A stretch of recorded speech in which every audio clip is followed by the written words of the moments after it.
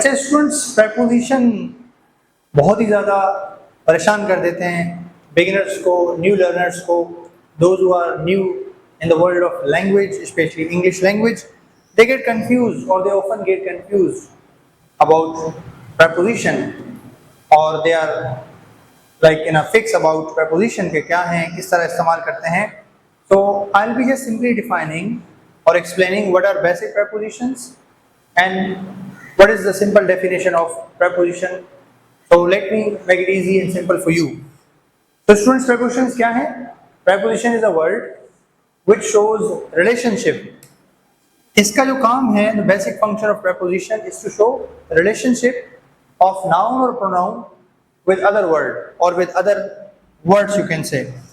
अब जैसे आपने अक्सर देखे होंगे और आपने पढ़ा होगा इंग्लिश टेक्स्ट में, इंग्लिश ग्रामर में, स्पोकन में सुना होगा about basic और simple और commonly used preposition. जैसे हमारे पास commonly used prepositions हैं जिनमें से चंद मैंने यहाँ पे लिखे हैं. जैसे we have on, we have at, we have in, we have by, with, under, beneath, along and there are lots of others like between वगैरह. तो ये जो है चंद हैं जैसे मैंने पहले कहा.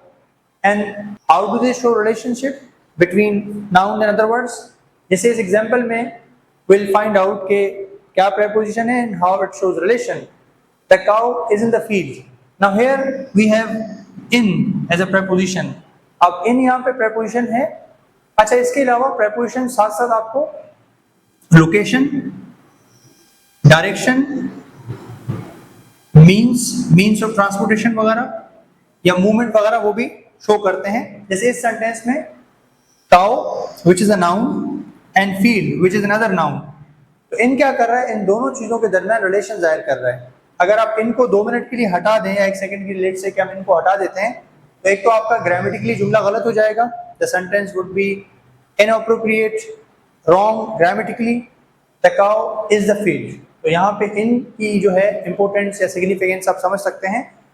और साथ साथ लोकेशन भी जाहिर कर रहा है, काउ का लोकेशन या काउ की location. And shows the relation between two nouns. इसमें देख लेते हैं the box is on the table.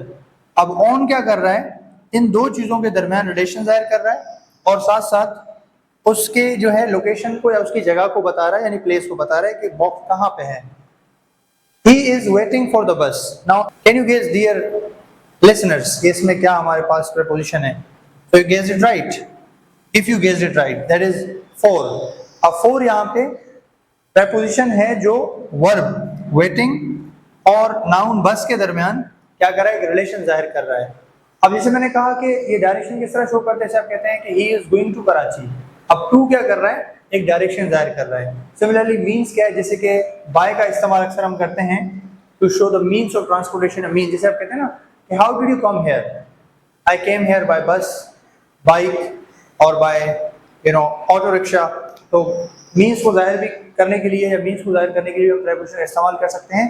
Well, in another video, I'll be discussing about the usage of these prepositions. के जो on है कहाँ इस्तेमाल करते हैं, it का इस्तेमाल करते हैं, इनमें difference क्या है, इनमें similarities क्या हैं.